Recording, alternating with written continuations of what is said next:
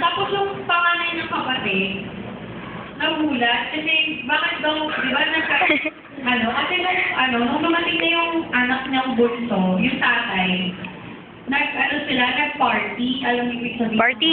Yung birthday, nag-birthday, parang birthday party sila, ganun. Kasi dumating na nga yung anak.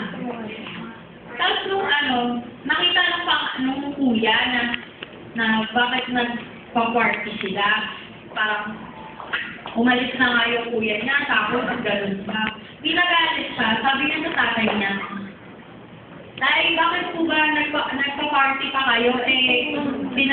Umalis na nga po yan yung bunso mong kapatid.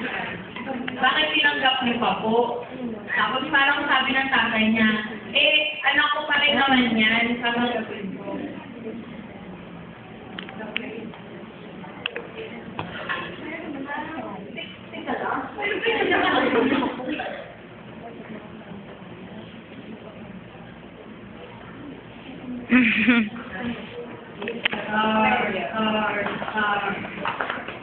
yan, ang galing talaga nila burn up. Yan, ma'am.